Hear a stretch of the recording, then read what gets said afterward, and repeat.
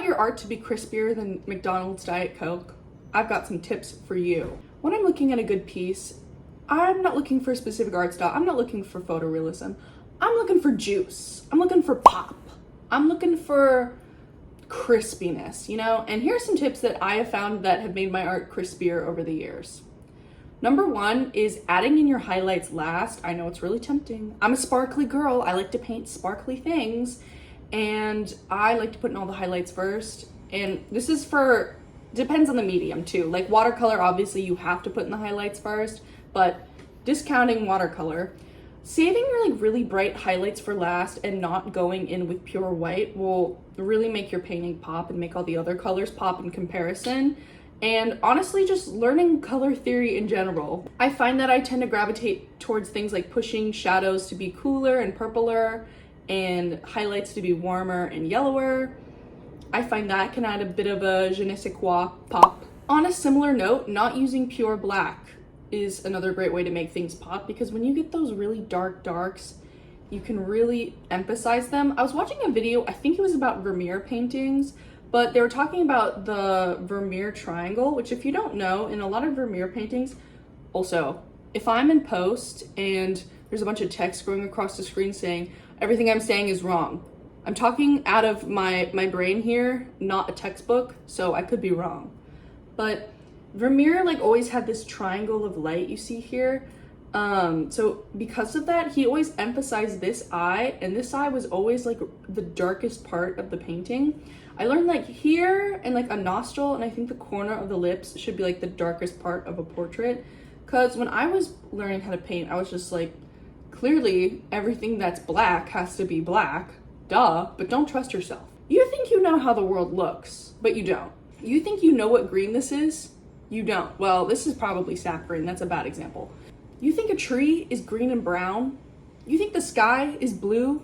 Don't be a fool. The best way I've sort of found to learn color is to just sort of pretend I'm an abstract artist. This works for honestly learning how to draw in general, is just pretending to be an abstract artist.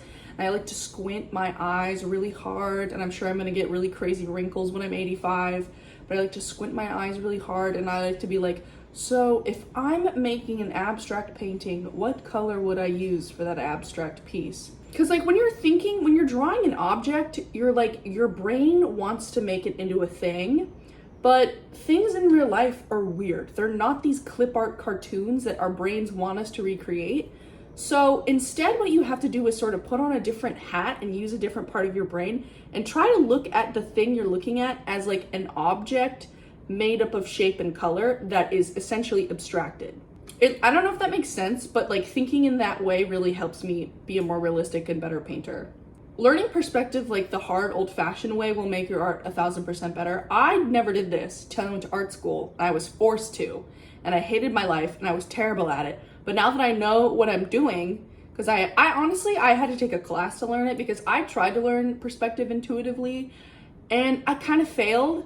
But I don't know, maybe if I could make a whole video on perspective if you guys want some tips. I'm not good at it by any means, but I feel like I've grasped it enough to make it believable. Even like looking on YouTube for like perspective tutorials, just getting a basic understanding on how things work and actually paying attention to it when you're drawing will make your drawings look a lot better. I would draw buildings and just not pay attention to vanishing points and just sort of guesstimate the angles of things, and it would look okay, but it always looked off.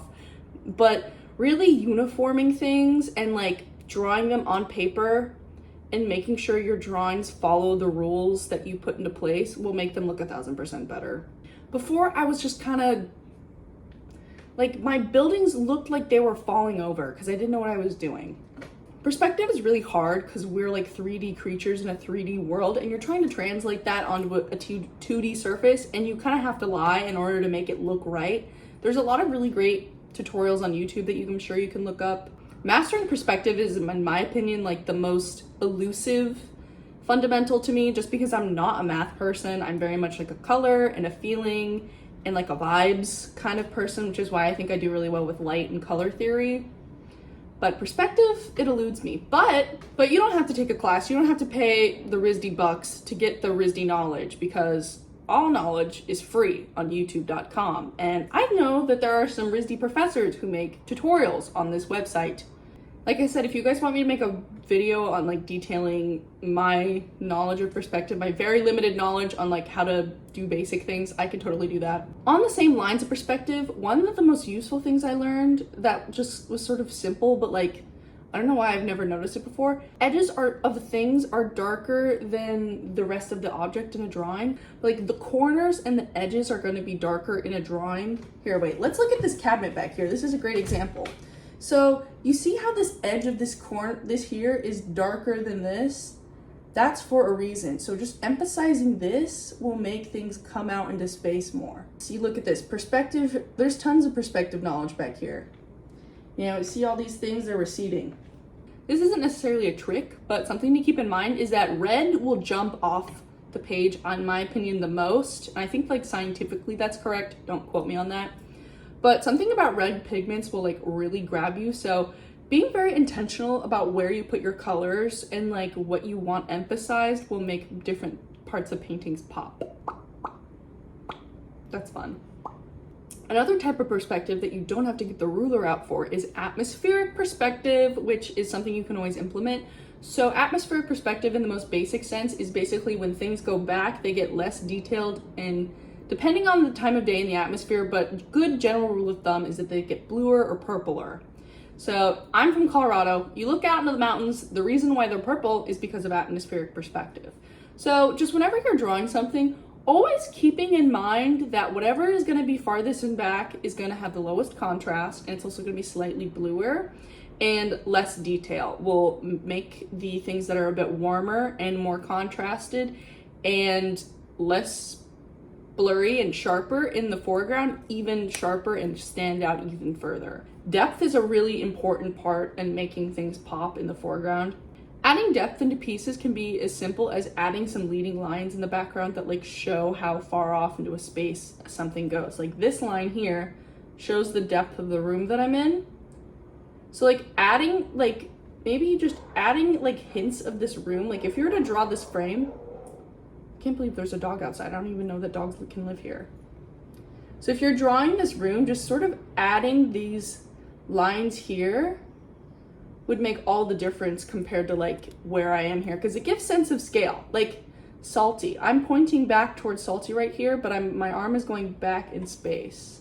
One thing I found that's easiest to make sure that the tones are correct in my paintings is I like to squint really hard like I talked about, and B, I like to compare how light versus dark things are to each other. Because I don't know, I find it hard to like accurately get tones. I'm pretty good at like hue with color. Like I can tell when things are like, oh, that's pink, that's yellow, whatever. But I can't be like, is that lighter, is that darker? Comparing whatever I'm drawing to the thing next to it really helps me. For example, like if I was drawing this scene, I might be inclined to like make my hair super like the whitest thing here, but it's actually not. It's like slightly, it's only this much lighter than the wall behind me. This is the lightest part of this picture. Or like, this is not the darkest thing in here. Back there is. This area might even be darker than there. I don't know. Just using comparison to your advantage helps me figure out what do I need to push. If you're an acrylic painter or even a watercolor painter or just a mixed media person, I suggest adding a mixed media either with Posca pens or colored pencils for fine detailing that you can't get with the brush. I am a big fan of using Posca pens in my paintings. I use them in pretty much every painting to get like really fine details that are really juicy. They have like really bright colors that are really flowy, and the paint that they use in them is just better in my opinion for certain things. And I use it to shade too. Sometimes I use it to paint too, where I'll draw my Posca marker on my palette and then pick it up with a brush and paint with that. But using Posca markers and like even rulers for things like straight edges or details or highlights or like fine small shapes makes a world of a difference in like precision and making things pop versus like trying to needle things with a brush and like sort of scrubbing at them and like trying to get the different whatever. Another thing that's really important to keep in mind is paying attention to finishes. When you have a lot of variety of texture that you're able to capture accurately in a piece, it just makes it all the more sexier. So you can have a beautiful painting, but it can feel really flat if you don't, for example, like in And I'm just gonna keep using this frame of picture for an example.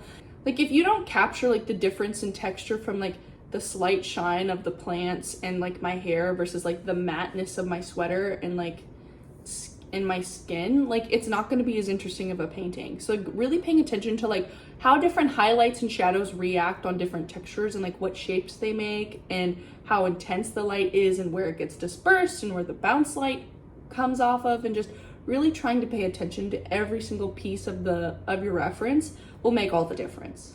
If you're a beginner artist and you're using a lot of color, maybe dialing it in a bit might help your pieces pop even more, which sounds counterintuitive, I know. There's this term in color theory called chromatic grays, which are basically means all of the grays that have different hues of things in them, like they're not pure gray. More things in life are gray than you'd think they would be. When I was painting, I knew I tend to lean very colorful. I'm a very colorful gal. You can see that in my work. A lot of things are actually gray, and knowing when to turn up the saturation and when to keep it where it's at and maybe even turn it down to emphasize other parts of your piece can really make those specks of really bright color flash at you and just scream at you. To me, there's a lot of beauty in subtlety in color. Some of my favorite pieces are like, I study them because they look like they're these like iridescent, gorgeous, like almost holographic finishes, and then you look really close and it's all just a bunch of different, slightly different grays. Because they're so close together in color and saturation and hue, but not hue, they like bounce off each other and they sing in this really beautiful way, and you can get these ultra colorful effects from using essentially a bunch of pastels and grays. If you're a digital artist, I highly recommend putting down as much digital tools as possible when you're trying to make things digitally until you kind of get the hang of things, because digital tools will make things look kind of airbrushed and polished, but not in a good way. Like they flatten things, whereas like texture and interest and like the mishaps that happen in visual art and traditional art are really what you're looking for, and replicating that digitally is going to give you the most success, in my opinion. I still use some digital tools, like I use Color Dodge, but if you're a beginner, just lay off of them for a bit. You know, try a couple pieces without using layers, without using different multiplying layers. Just figure out how to paint like you would on paper, but on the computer. See what the results are. Maybe take some of that into another piece where you do incorporate more digital tools. It also depends on the kind of look you're going for. If you're looking for a very painterly look, obviously you're not going to want to use a lot of digital tools. But if you want a very digital look, then obviously you want to lean more into digital stuff. You know, take everything I say with a grain of salt, take what applies, leave what doesn't. I'm just here to offer my expertise. If you're painting traditionally, thinking about the thickness of your paint can also make things pop. So I know a lot of artists will paint pretty thin in the background, and then as things get further, they'll add really chunky highlights on things, and it really makes things like pop out at you, because they literally do. Like a lot of my oil painting teachers I know would be like, really lay on your highlights with thick paint, because that way it'll stick out at you and it will literally catch more light, and therefore it will pop more. Paying attention to bounce light can also make things feel more 3D. I remember when I was first starting, I didn't exactly know what bounce light was. Bounce light is essentially what happens when light is cast back in the shadow. So if you see on my face right here, without my hand, it's kind of just shadow. But bounce light is what happens when this light is reflecting back into my shadow. Paying attention to small details like that can take your drawings to the next level. If you're a watercolor artist, taping the border of your pieces makes them more satisfying, in my opinion. If you're an acrylic artist or an oil artist, finishing the borders makes them more satisfying, in my opinion. Just little touches like this of really making a work feel finished and elevated can really make the final product feel all that more special. This also can include things like signing your work. I don't sign my work. I probably should, honestly, but I just forget to. Maybe I should start doing that. But signing your work, I know some artists put like fingerprints on the back of them. Treating your art like you are a real valuable artist, because you are, will inherently make your art more valuable. Because if it's valuable to you, it adds inherently more value to it. Does that make sense? Because some artists like to be like, oh, I just sketch, like whatever. And I'm like, no, you're an artist. Treat yourself like an artist. If you want to be an artist, you have to be delusional and think of yourself as the world's best artist. And that way other people can, you give other people the space to see you that way. If you're constantly being self-deprecating, like, I'm not a real artist, like I just draw, then other people are gonna think that too. But if you're like, yeah, I'm a real artist, this is what I make, you give other people the thing to go, I think I agree with that. This is how this person views themselves. I think I will agree with that. Versus like, oh, this person sucks. I agree with that. Like, you know, or they think you're fishing for compliments. So either way, it's kind of bad. You'd rather be delusional and self-confident versus self-deprecating and fishing for compliments. Anyway, those are a few tips I had. If you have any questions, leave them below. Or if you have any other ways that you make your art pop or really add those final finishing touches onto them, let me know.